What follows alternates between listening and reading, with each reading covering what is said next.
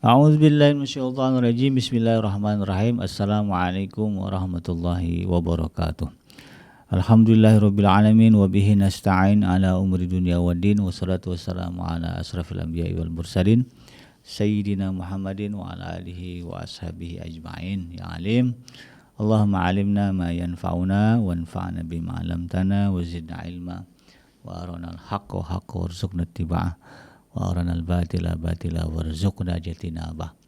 Rabbana zidna ilman warzuqna fahman warzuqna taiban wa amalan mutaqabbalan. Ya Ghafur Rabbana innana amanna faghfir lana dzunubana wa qina adzabannar. Amma ba'd. Alhamdulillah, kembali kita berjumpa di channel iDream TV dalam program Tarbiyatul Aulad, di mana insyaallah kita akan belajar bagaimana upaya kita untuk mendidik anak-anak kita agar menjadi pribadi yang saleh. Tidak lupa kita baca salawat dan salam. Allahumma sholli ala Sayyidina Muhammad wa ala ali Sayyidina Muhammad. Assalamualaikum ayuhan Nabi wa rahmatullahi wabarakatuh.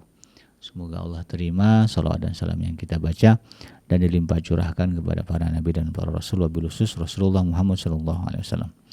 Dan tentu kita berharap semoga di akhirat nanti ini kita termasuk menjadi orang yang berbahagia ketika berjumpa dengan Allah, dijauhkan dari siksa api neraka, dimasukkan ke dalam jannah. Dan pada akhirnya kita dipertemukan dengan Rasulullah Muhammad SAW. InsyaAllah, amin ya rabbal alamin.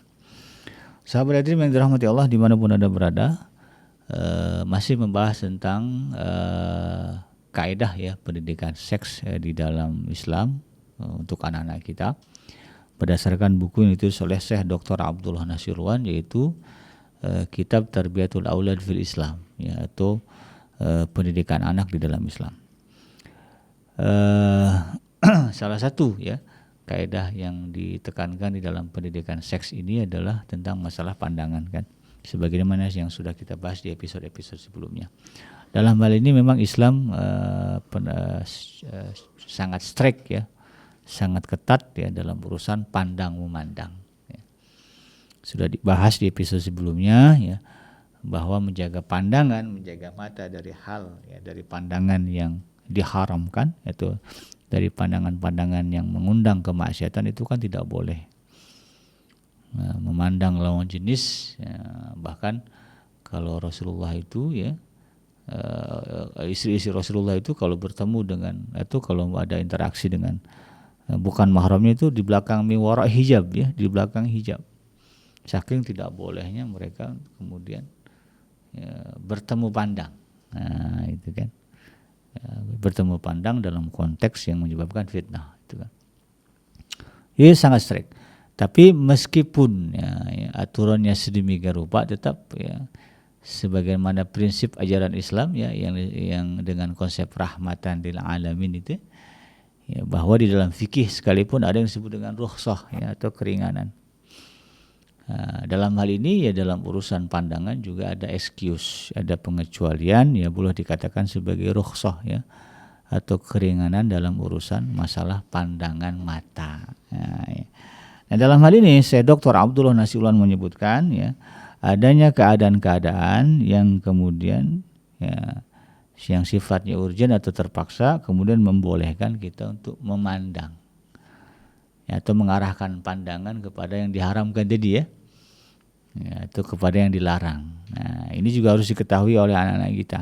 Jadi jangan sampai mereka kayak robot strike gitu. Padahal sebetulnya mereka dibolehkan lihat demi kemaslahatan, begitu kan. Tapi karena yang dia tahu larangan dari bapaknya, dari ibunya, nggak boleh, akhirnya dia nggak ngelihat. Dan itu kemudian menyusahkan mereka, mereka jadi bahan omelan, jadi bahan cacian, makian dari mungkin lawan bicaranya, mungkin gurunya, itu kan. Ada guru yang marah anak ketika dikasih tahu, diajak ngomong, matanya kemana-mana, gitu kan. Lihat ibu kok kamu kemana, matanya ke sana kemarin karena begitu kan. Kok malah nunduk aja, ada guru yang begitu. Bisa jadi anak itu berpikir nggak boleh memandang gurunya langsung, karena bukan mahram dan lawan jenis juga, gitu kan. Nah, ini kemudian ada hal-hal yang harus dia ketahui oleh anak kita. Nah, saya Dr. Abdullah Nasirwan mengatakan bahwa sebelumnya di dalam kitab ini sudah disebutkan bahwa laki-laki tidak boleh melihat perempuan yang bukan mahramnya. Walaupun perempuan tersebut tidak cantik dan tidak merangsang hawa nafsu, gitu Jadi bukan berarti yang nggak boleh itu yang cakep-cakep. Kalau yang nggak cakep, kalau yang jelek gitu nggak apa-apa. Ya nggak juga itu. Semua ya asal bukan mahram. Ya, pada prinsipnya tidak boleh kemudian sesuka hati memandang. Ya.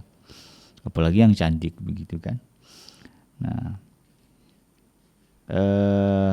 Nah hal ini ya sebagaimana ya keumuman firman Allah kan ya di dalam surah An-Nur ayat yang ke-30, kullil mu'minina yaghudduna min absarihim wa yahfazu furujahum ya.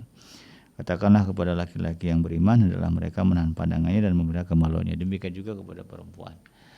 Jadi nggak mesti karena dia cakep ya makanya jangan dilihat, kalau nggak cakep nggak apa-apa ya enggak. Secara umum tampankah, ya, tidak tampankah, cantikkah, tidak cantikkah, kalau bukan mahram pada prinsip asasnya itu tidak boleh kita memandang mereka sesuka hati gitu ya. Dan Rasulullah juga ya hadisnya jelas ya memerintahkan kita untuk memalingkan pandangan dari yang diharam-haram ya, dari yang diharamkan. Namun ada beberapa keadaan ya yang disifati sebagai keadaan darurat yang dikecualikan untuk melihat pada keadaan tersebut ya. Apa saja itu? Ya, artinya di dalam kondisi-kondisi ini ya, anak-anak kita harus paham ya dibolehkan untuk kemudian mengarahkan pandangan kita. Yang pertama melihat dengan tujuan untuk melamar atau meminang. Ya. Ini juga ada hadisnya ya jelas gitu kan bahwa Rasulullah membolehkan ya laki-laki yang akan meminang perempuan untuk kemudian melihat ya wajah dan sebagian anggota tubuh gitu kan dari sebagian anggota tubuh maksudnya yang tidak menimbulkan bisa kayak tangan gitu kan kadang-kadang ada kecacatan gitu kan kalau ketahuan warna kulit gitu kaki gitu kan juga bisa kelihatan wajah gitu kan itu dibolehkan untuk memastikan itu tadi bahwa memang dia tidak cacat gitu kan. Kadang-kadang kan karena kita nggak mau punya istri, maaf ya bukan merendahkan yang cacat. Ini namanya manusia kan punya selera gitu ya. Dia ingin punya pasangan yang sempurna fisiknya. Nah kalau nggak tahu dinikah aja langsung kan. Ya, selama ini ditutup misalnya, ini mulutnya pakai cadar, tahu ternyata bibirnya maaf sumbing gitu kan. Atau giginya ternyata ompong ya, atau berantakan ya. Sehingga begitu dibuka bayangan cantik tuh hilang. Kan jadi masalah itu ya. Nah, ini juga harus dipahami oleh anak kita bahwa boleh ya untuk kemudian dia memandang calon istrinya nanti ya, wajahnya ya, sebagian tangannya atau juga kakinya ya. Jadi kelihatan oh ternyata dia tidak cacat ya. Oh ternyata warna kulitnya sesuai yang diharapkan ya, kuning langsat gitu atau sawo mateng atau putih gitu ya. Nah, kemudian yang kedua adalah melihat dengan tujuan untuk mengajar. Nah, ini dibolehkan melihat wajah perempuan yang bukan mahramnya dengan tujuan untuk mengajar ya, tapi dengan syarat ya. Jadi guru ya, nah ini dalam konteks pendidikan ya, antara guru dengan murid ya, antara dosen dengan mahasiswa katakanlah begitu ya. Antara kiai dengan santriwatinya. Syekh Dr. Abdullah Nasiulwan ya lebih memilih pendapat yang membolehkan ini ya, untuk kemudian melihat wajah ya, yang bukan mahramnya. Artinya santrinya boleh melihat wajah gurunya, mahasiswa boleh melihat wajah mahasiswi, boleh melihat wajah dosennya, kemudian murid ya atau pelajar boleh melihat wajah gurunya ya, tapi dengan syarat apa? Ilmu yang diajarkan termasuk dalam ilmu yang bermanfaat untuk kebaikan agama dan dunia. Iyalah kalau di sekolah kan jelas ya. Yang diajarkan ilmu bermanfaat kan. Di kampus juga sama ya. Ilmu yang diajarkan adalah ilmu yang mendatangkan kemaslahatan ya. Untuk ke dunia dan akhirat ya. Agama dan dunia. Yang kedua syaratnya adalah ilmu yang diajarkan adalah ilmu yang diperuntukkan bagi perempuan seperti ilmu perawatan dan kebidanan ya. Ya tentu kan harus pas gitu kan ya, dosennya lah misalnya dokter yang ngajar laki-laki gitu kan, atau dosennya laki-laki lah ya, mantan kepala perawat. Nah, yang diajarkannya ini adalah wanita ya. Nah, maka ya penting untuk kemudian ada interaksi gitu kan, maka dibolehkan ya. Kemudian dibolehkan memandang maksudnya Yang ketiga syaratnya adalah melihatnya tidak dikhawatirkan menjadi fitnah. Ya. Karena kita ingin memastikan misalnya kalau dosen lah ya atau guru kepada muridnya ingin memastikan anak ini paham atau tidak, kan bisa dilihat dari raut wajah ya. Orang bingung itu kan kelihatan. Ya, dijelaskan, lihat raut mukanya kayaknya masih ngawang, ya, itu kan bisa ya. Masih bingung kayaknya, dijelaskan lagi. Karena kalau nggak kelihatan mukanya, kita nggak paham aja. Padahal dia masih bingung, mau nanya nggak berani, ya, karena berpikir suara itu aurat begitu kan. Ada begitu. Gitu. Maka guru boleh memandang, atau murid juga sama, ya boleh memandang wajah gurunya atau mahasiswi boleh memandang wajah dosennya dalam rangka berusaha agar paham ya apa yang diajarkannya. Ya, dengan memandang kan ada yang disebut dengan mimik ya. Bagaimana dia menerangkan mata kuliah pelajaran itu kan ekspresi wajah ini juga memberikan pemahaman ya, membantu pemahaman, menekankan ya memori kita. Ya, Rasulullah juga kan begitu kalau ngajar ya. Kalau lagi ceramah itu kadang ada suaranya tinggi, ya matanya kemudian agak terbelalak ya, dengan suara keras ya kalau ayat-ayat peringatan gitu. Jadi ekspresi wajah ini kemudian membantu ya jamaah ya atau audiens ya, untuk kemudian lebih memahami, meresapi apa yang diajarkan. Ya.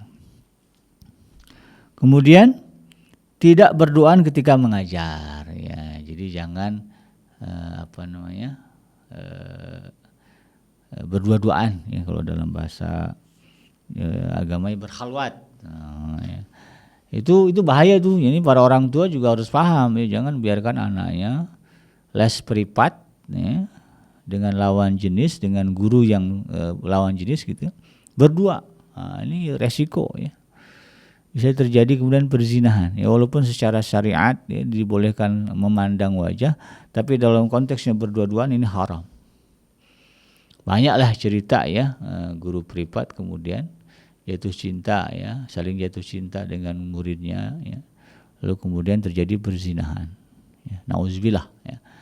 Ya, yang bagus gimana BKJ ya, kalau bisa kalau privat ya gurunya yang sejenis ya, tapi yang sejenis sekarang ngeri-ngeri juga nih ya BKJ nih. Ada juga ya karena lagi marak LGBT gitu kan, kita cari ya guru laki-laki buat anak laki-laki kita ya, ternyata homo itu ya, kemudian mulai nularin ke anak kita. Yang ala kulli hal ya sebisa mungkin ya, kalau bisa yang sejenis yang normal ya, yang sudah nikah lah ketahuan kan, kalau udah nikah kan insya Allah lebih aman ya, gurunya udah nikah tuh laki-laki punya anak, berarti orientasi seksnya normal gitu kan. Nah, kalau perempuan sudah punya suami punya anak berarti kan orientasi seksnya normal, sehingga dia lebih aman gitu kan untuk menjadi guru privat anak-anak kita. Tapi kalau berdua-duaan nih janganlah. Saya pernah dengar langsung dari seorang kawan ya yang lulusan Universitas Islam agak yang terkenal lah gitu.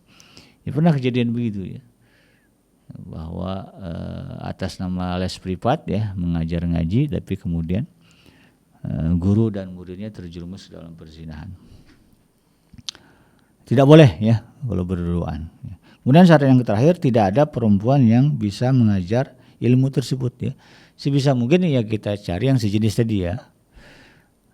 Tapi ternyata memang susah misalnya ya, nyari yang perempuan yang menguasai bidang itu. Ya adanya cuma laki-laki gitu. Maka dibolehkan untuk kemudian melihat wajah. Jadi dua itu ya sahabat Edrim, rukhsah ya, yang diyakini oleh Syekh Dr. Abdullah Nasirwan untuk kemudian dijadikan sebagai alasan ya, pembenaran untuk kemudian bagi muslimah ya atau anak-anak kita yang perempuan untuk melihat wajah ya lawan jenisnya gitu kan. Dengan syarat yang 5 tadi ya, kalau memang itu adalah konteksnya antara guru dan murid atau antara mahasiswa dan dosen. Nah, dalam hal ini saya Dr. Abdullah Nasirun mengatakan Islam ya meletakkan batasan-batasan itu ya dengan tujuan untuk membentuk masyarakat yang bersih ya. yang tidak dikelilingi oleh perkara-perkara yang bisa merusak mental. Nah, ya kalau udah terjadi perzinahan, ya Allah ya, konfliknya luar biasa. Nah, ini kalau kita sering-sering dengar ya atau baca ya atau nonton berita kriminal, ya kalau udah urusannya maaf ya affair ya, selingkuh, perzinahan itu luar biasa ya. Nyawa ya bisa jadi taruhannya ya. Nyawa jadi murah, bukan jadi murah, jadi gampang melayang ya gara-gara urusan masalah ini tadi, masalah penyimpangan seksual dan sebagainya. Oleh karena itu kemudian Islam menetapkan ini, aturan-aturan. Sehingga seorang perempuan tetap dalam keadaan suci, tidak diganggu oleh tangan-tangan yang jahil dan tidak dilihat oleh mata-mata yang nakal. Maka sebagaimana Allah katakan di dalam surah Al-Ahzab ayat yang ke-59 ya, di penggalan ayat Allah katakan dzalika adana ayyu'rafna fala yu'zain ya. Yang demikian itu maksudnya aturan menutup aurat ya, kemudian aturan memandang ya, yang telah ditetapkan dalam ajaran Islam. Tujuannya apa? Supaya mereka lebih mudah untuk dikenali dan karena itu kemudian mereka tidak diganggu. Jadi sebetulnya aturan hijab yang Allah terapkan kepada kaum muslimah ya, kemudian aturan pandang memandang yang diterapkan Allah kepada kaum muslimah ya, itu adalah satu jaminan bahwa mereka tidak akan diganggu. Jadi ya, anak-anak kita yang perempuan ajarin tuh ya, yakinlah ya kalau kamu tutup aurat dengan benar, lalu kemudian kamu jaga mata kamu sesuai dengan apa yang Allah perintahkan, yakinlah ya keselamatan kamu akan dijaga oleh Allah Subhanahu wa taala dari tangan-tangan ya, tangan-tangan orang jahat ya yang mau merebut kehormatan dirinya, dari mata-mata orang-orang jahat yang ingin kemudian menodai kesucian mereka. Yakinlah Allah akan jaga. Ya, dulu ada ya kisahnya kan dari Sayyidah Sarah ya, istri Nabi Allah Ibrahim alaihissalam gitu kan. Ketika beliau sampai ke satu negeri, di situ ternyata rajanya adalah raja yang genit gitu ya, yang merampas ya, merebut ya perempuan manapun yang lewat yang dianggapnya cantik. Itu Siti Sarah ya, Sayyidah Sarah itu termasuk yang kena itu kan. Ya, ketika ditanya ini siapa sama Nabi Ibrahim kan, oh ini saudara perempuan saya. Nah, itu ada ceritanya kenapa Nabi Allah Ibrahim menyebutnya saudara ya, karena melindungi diri beliau ya jangan sampai dibunuh. Akhirnya Sayyidah Sarah kan dibawa ya ke istana raja karena kecantikannya itu. Tapi karena dia taat kepada Allah gitu kan ya, betul-betul patuh kepada Allah, lalu kemudian dia berlindung kepada Allah ya dari kejahatan raja itu, yang betul kan. Raja itu kemudian sudah sekamar ya berdua itu kan nggak bisa ngapa-ngapain tuh. Badannya jadi kaku ya, setiap dia mau mendekati Sayyidah Sarah badannya jadi kaku. Akhirnya kemudian dia sadar bahwa perempuan yang di hadapan ini bukan perempuan biasa, bukan perempuan murahan begitu ya, tapi perempuan yang dimuliakan oleh Tuhan semesta alam. Akhirnya kemudian apa? Ya dilepas dan dia minta maaf. Itu juga akan terjadi kepada anak-anak kita ketika mereka menaati Allah gitu kan, menaati aturan Allah, dan mereka memang sadar bahwa dilakukan itu karena ketaatannya kepada Allah. Maka yakinlah ya mereka akan dijaga oleh Allah Subhanahu wa taala. Demikian sahabat Dream ya, mudah-mudahan bermanfaat. Yang benar datangnya dari Allah Subhanahu wa taala dan yang salah semata-mata lahir dari kealfa dan keilhafan saya pribadi. Saya bikin pamit undur. Hasbiyallahu la ilaha illa huwa alaihi tawakkaltu wa huwa rabbul arsyil azim. Subhanaka Allahumma rabbana wa bihamdika asyhadu an la ilaha illa anta astaghfiruka wa atubu ilaik. Walhamdulillahirabbil alamin. Wassalamualaikum warahmatullahi wabarakatuh.